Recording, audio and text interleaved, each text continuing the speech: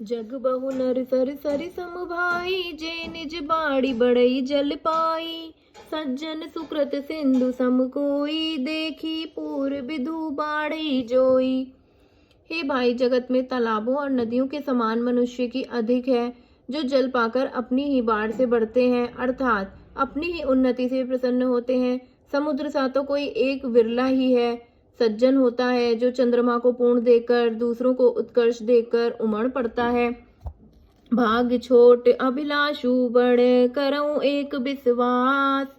पैहि सुख सुनि सुजन, सब खल करहि उपहास। सब खल करहि उपहास। मेरा भाग्य छोटा है और इच्छा बहुत बड़ी है, परंतु मुझे यह विश्वास है कि इसे सुनकर सज्जन सभी सुख पाएंगे और दुष्ट हंसी उड़ाएंगे।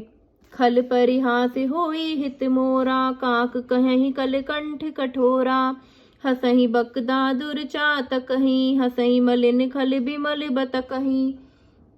किंतु दुष्टों के हंसने से मेरा हित ही होगा। मधुर कंठ वाली कोयल को कौए तो कठोर ही कहा करते हैं, जैसे बगुले हंस को और मेंढक पपीहे को हंसते हैं, वैसे ही मलिन मन वाले दुष्ट निर्मल वाणी को हंसते हैं।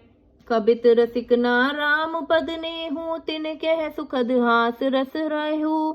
भाषा भनिति भोरी मति मोरी, हंसी बेजोग हंसे नहीं खोरी। जो ना तो कविता के रसिक हैं और ना ही जिनका श्री रामचंद्र जी के चरणों में प्रेम है, उनके लिए भी यह कविता सुखद और हास्य रस का काम देगी। प्रथम तो यह भाषा की रचना है, दूसरी मेरी बुद्धि भोली है, इससे यह हंसने के योग्य ही, हंसने में कोई दोष नहीं। प्रभु पद प्रीति न समुझीनी की, तिनके कथा सुनी लागहि फीकी।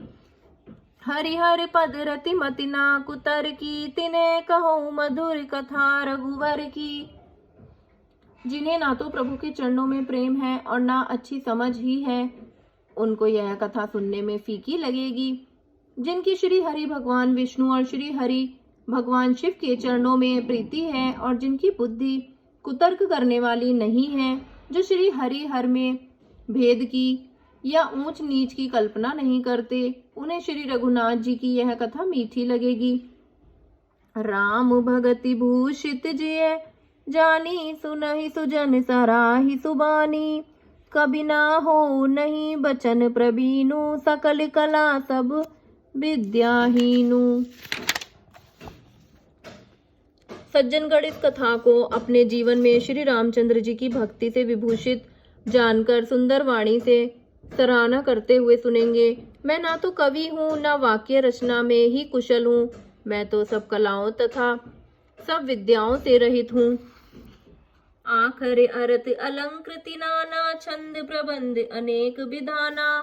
भाव भेद रस भेद अपारा, कविद दोष गुण विविध प्रकारा। नाना प्रकार के अक्षर, अर्थ और अलंकार, अनेक प्रकार की छंद रचना, भावों और रसों के अपार भेद और कविता के भांति भांति के गुण दोष होते हैं। कवित विवेक एक नहीं मोरे, सत्य कहूँ लिखि कागद कोरे। इनमें से काव्य संबंधी एक भी बात का ज्ञान मुझ में नहीं है, यह मैं कोरे कागज पर लिखकर शपथ पूर्वक सत्य सत्य कहता हूँ। बनिति मोरी सब गुण रहित, विश्व विदित गुण एक। तो विचारी सुने हई सुमित, जिनके विमल विवेक। मेरी रचना सब गुणों से रहित है, इसमें बस जगत प्रसिद्ध एक गुण है, उसे विचार कर अच्छी बुद्धि वाले पुरुष जिनके निर्मल ज्ञान है, इसको सुनेंगे। यही में है रघुपति नाम उदारा, अति पावन पुराण श्रुति सारा। मंगल भवन अमंगल हारी, उमा सहित जेहि जपत पुरारी। इसमें श्री रघुनाथ जी का उदार नाम है, जो अत्यंत पवित्र है, वेद पुराणों का सार है, कल्याण का भवन है और अमंगलों को हरने वाले, जिसे पार्वती सहित भगवान शिव जी भी सदा जपा करते हैं। भनिति विचित्र सुख विकृत जो, राम नाम बिनु सो न को सो। विदु बदनी सब भांति सवारी, सोना बसन बिना बर नारी।